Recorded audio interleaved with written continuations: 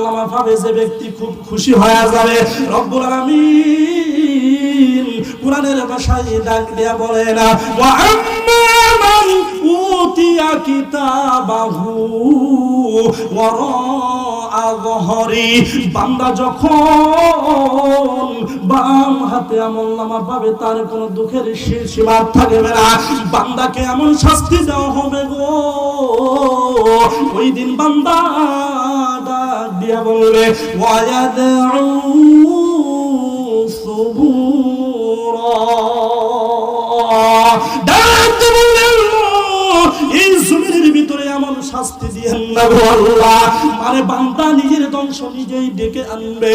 আল্লাহর বান্দারা দেখবেন এই দুনিয়ার জমিনের ভিতরে যখন কোনো মানুষ লং টাইম ঘরে পড়ে থাকে গো অসুস্থ অবস্থায়, ওই বান্দা কিন্তু বলে গো আল্লাহ এই দুনিয়াতে কষ্ট দেওয়ার চাইতে আমার এই দুনিয়া থেকে বিদায় করে নাও।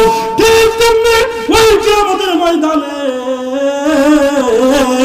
বান্দা এইভাবে নিজের ধ্বংস নিজেই ডাকতে চাইবে। বান্দা বলবে আল্লাহ গো আমাকে জমিনের সঙ্গে মিশায়া দাও। আল্লাহ বান্দারা দুনিয়াতে এমন আমল করতে হবে যে আমল করার কারণে রব্বুল আলামিন আমাদেরকে ডান হাতে আমলনামা দেবে। আপনি যদি ডান হাতে আমলনামা পেতে চান তাড়াতাড়ি আল্লাহর ঘর মসজিদে চলে যান। কিয়ামতের দিবসে আপনি যদি খুশি হতে চান, আপনি যদি সম্মানী হতে চান, তাড়াতাড়ি মসজিদে চলে যান। মসজিদে যে যাই সে হলো আল্লাহর মেহমান। আল্লাহ বলেন যারা দুনিয়াতে দেখবে নামাজি, আমি আল্লাহ তাদেরকে আখিরাতে দেব সম্মান, আরো বাড়ায়া দেব বিমান। জোরে বলেন আল্লাহু আকবার।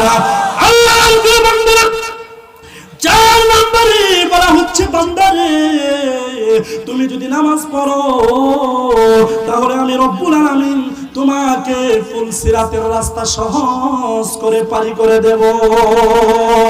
আল্লাহর প্রিয় বান্দারা, ফুলসিরাতের রাস্তা কোনো সহজ রাস্তা নয়। আমাদের বাংলাদেশের পদ্মা সেতু নয়, যমুনা সেতু নয় গো। আমাদের বাংলাদেশের কোনো ফেরিঘাট নয়।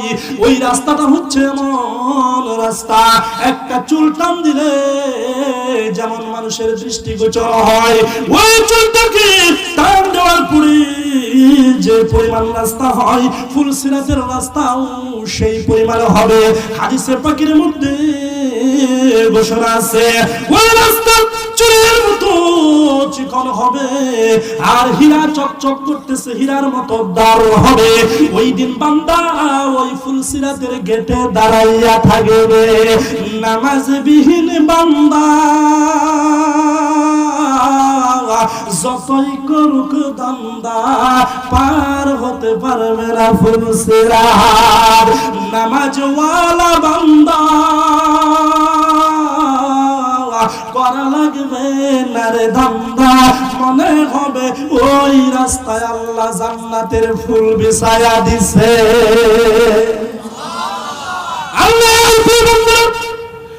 ওই দিন ওই গেটে 2 প্রকারের লোক থাকবে। এক প্রকার থাকবে নামাজি, আরেক প্রকার বেনামাজি। নামাজি বেনামাজি কয় প্রকার লোক থাকবে? 2 প্রকার লোক থাকবে। একদল থাকবে পেরেশানি আর একদল নো ফুর্তি, কোনো চিন্তা নাই, রিল্যাক্স। তার কারণ হচ্ছে সে দুনিয়াতে আল্লাহর হুকুম পালন করেছে, জন্য কোনো ভয় থাকবে না। রব্বুল আলামিন তার ঈমানি শক্তি এত বাড়ায়া দেবে। হযরত মুসা কালিমুল্লাহ যখন আল্লাহর কাছে সাহায্য চাইলেন, লোহিত সাগরের মধ্যে আল্লাহ ডাক দিয়ে বললেন মুসা তোমার কোনো চিন্তা নাই, তোমার কওমের কোনো চিন্তা নাই, আমি আল্লাহ তোমার নবুয়ত দিয়া দুনিয়াতে পাঠাইছি দাওয়াতের আমলের জন্য, তোমার কোনো বিপদ নাই, তোমার কোনো চিন্তা নাই। আল্লাহ বলেন ওয়া কানা হাক্কান আলাইনা নাসরুল মুমিনিন। তুমি যদি মুমিন হও তোমার আর কোনো চিন্তা নাই। আর মুমিন যখন কোনো বিপদে পড়ে যায় তাকে সাহায্য করার জন্য আল্লাহ নিজেই ওয়াজিব হয়ে যায়। তুমি হচ্ছে আমার মুমিন, লোহিত সাগরের মধ্যে জুড়ে একটা লাঠি দিয়া বাড়ি দাও।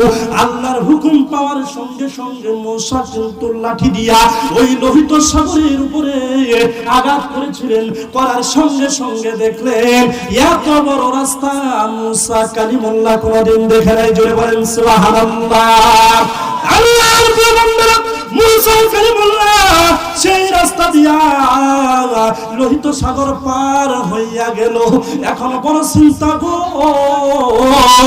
ওই রাস্তা দিয়া শত্রু বাহিনী ওই ফেরাউনের দলবল ছুটে আসতেছে। মূসা ওই পারে যায় চিন্তা করতেছে। এবার মূসার কওমরা বলতেছে আল্লাহর পয়গম্বর ওই যে এসে গেল।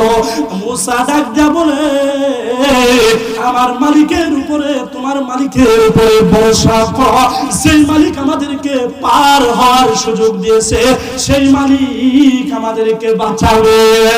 এবার ওই রাস্তাটাকে বাগদাদের তালুকের রাস্তা মনে করলেন ওর আব্বা বানায় দিছে ওই রাস্তা।